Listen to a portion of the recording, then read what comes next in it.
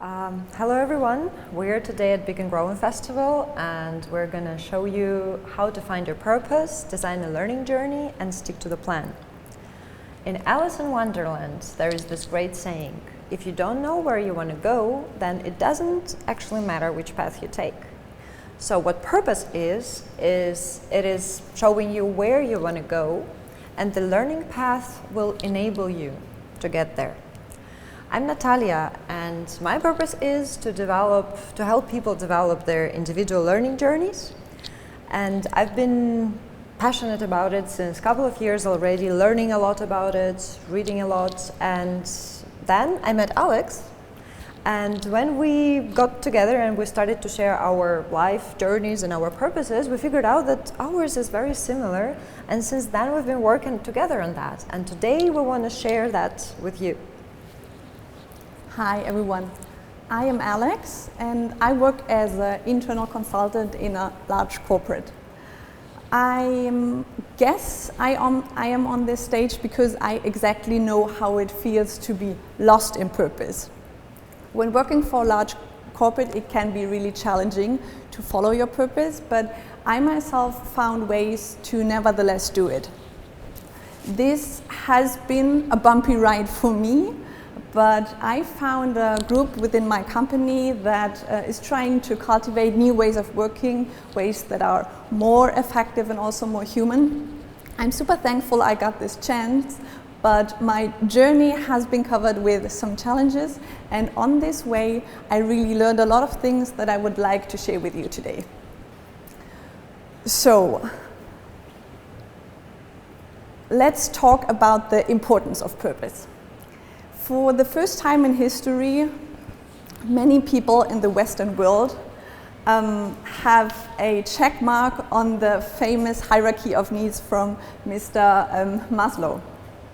We have enough food, we live in a safe country, we can just date by swiping right, and many of us have the possibility to gain respect and be seen by others by their jobs. So we really have the privilege to deal with the upper part of the hierarchy, the self-actualization part. And since this is about living up to your full potential and about personal growth, purpose really plays an important role here. However, we can see that many people are struggling with this part. And in my opinion, there is a reason for that. And that is that there are some myths about purpose that really make it hard to either start your journey or to continue with it. So the 4 myths that we identified about purpose are: my purpose has to be something really big. Actually, it doesn't. Of course it would be great, but you can relax, you don't have to save the world, at least in the beginning. Second myth is, my purpose needs all of my time to really make it work. Sure, this would be great, but you can relax. As long as you start your journey and you continue with it, all is good. Most of us haven't started with their purpose being their full-time job at the beginning. The third one is, my purpose is about me. For example, I want to be the best version of myself. That's a great endeavor, however, it is not my purpose. My purpose will always be directed towards others and about the value that I bring to the world. And myth number 4, once I live my purpose, all is good. Nah, actually this won't be the case as well. You will still face challenges and roadblocks, but you know what, that's fully okay. This is also part of the journey. Okay, so we talked about the myths. How does it actually feel? What's the experience when living up to your purpose? When Natalia and me talked about that, we had a really interesting conversation. Natalia was like, my purpose is what gets me up in the morning and I'm super excited when I go to bed to engage with it the next day.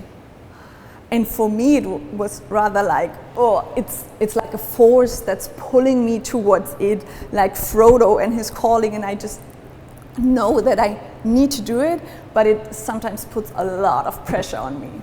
So you can see that there can be different perceptions on purpose, but what we definitely agreed upon is 3 things that you're going to experience while working on your purpose. The first one is meaning. Working on your purpose just feels like it's the right thing to do. Second one is flow. When you engage in your purpose, you just achieve more with less hustle. It doesn't feel so exhausting, and your purpose will always provide you with energy instead of soaking it from you. And last but not least, a long-term commitment. Your purpose is not a hobby that you occasionally spend some time with when you don't have anything else to do, but you really want to spend as much time as possible, and you have this long-term dedication to it. Okay, so we talked about myths and the experience. For those of you who have not found their purpose yet, we want to give you some indicators how you can actually find it. We invite you to just reflect on that a little bit. The first one is dreams. What did you dream of becoming when you were a child? This tells you a lot about what you consider valuable activities for the world. And also daydreaming. Where does your mind wander when you just sit in the car? Or when you're reading something, for example, what are the aspects where you stop and your mind starts working and connecting topics? Listen to these things. They will tell you a lot about what your purpose could be. And the second one is impact. What footprint do you want to leave on this world? What do you want people to say about you? Classical, at your funeral. Which impact do you want to make on the life of others? Okay, so let's, for example, say that my purpose is about creating organizations that enable people to really live up to their potential. I can think of so many ways how to actually do that. I could be a coach, I could write a book about it, or I could start my own company and make it part of the company culture. So what should I actually do now to make my purpose work? Natalia, can you help me here?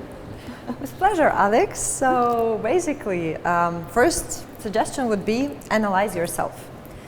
Think about what you are capable of and what are actually your strengths. They always say build on your strengths, and this is not a lie. Science shows, for example, from the scienceofpeople.com, the research shows that actually when you live to your capabilities and when you feel capable, your satisfaction levels rise. And there is a suggestion from, again, the Science of People and Vanessa Van Edwards, the matrix that you can choose as an example on the slide. You should mark the capabilities that you think you have, like very like number one, like the most, like the biggest one, and then the empty squares you can use to write down your own capabilities where you think you're just the best. And that would already show you the directions that you can actually go. Because if you don't like, for example, teaching people, then probably that would be something that you will not consider afterwards. So number 3 in the indicators is what you can do. And number 4 would be analyze not only yourself but also your situation. If your calendar looks like that and most of the blocks there are not the ones that you can actually control, look at what you can control. Look at the time you have and make sure that the time you have you put into developing your strengths and you put into going closer to your purpose. So that will show you actually what you can do. That shows you the available time, and once you know what you wish you want to do and you know what time you have and you identified the gaps or the skills that you need to take, you actually now have to close that gap. And here we come to creating the learning journey. So you will set as the first development as a goal, and there is the reason why you do it. There is scientific proof that based on neurochemistry, you have to make sure that the dopamine levels, which equals motivation, has to stay at the same level, or the current level. And dopamine is normally supported by endorphins. So if, for example, you have this big purpose, which is a myth, by the way, as we learned from Alex, and you do one step or two steps, and then you see that, well, I'm not there, so your dopamine level drops, your endorphin level drops, which means normally burnout or frustration. So based on the neuroscience, in order to keep going, in order to keep your dopamine levels up and to keep your endorphin levels up, you have to retrospect on what you did, and you have to be happy about the goals that you have done so far. So you enjoy intermediate results. And number 5 is, in order to do that, you need discipline and planning. I'm really sorry for that, but that's how it is. And you can use different things for that. You can use the tools, you can ask for help, you can ask for help of a mentor, for help of a coach, or if you're independent, go for example for the Scrum framework.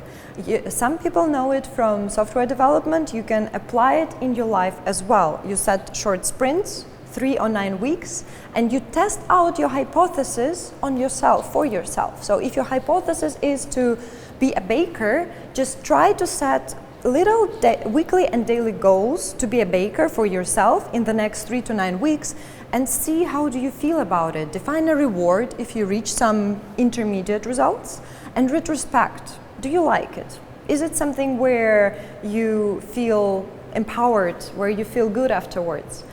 And in order to follow up on what you have done so far, I encourage you to use modern technology, new work, use the tools. I'm using the to-do list, that's mine, by the way.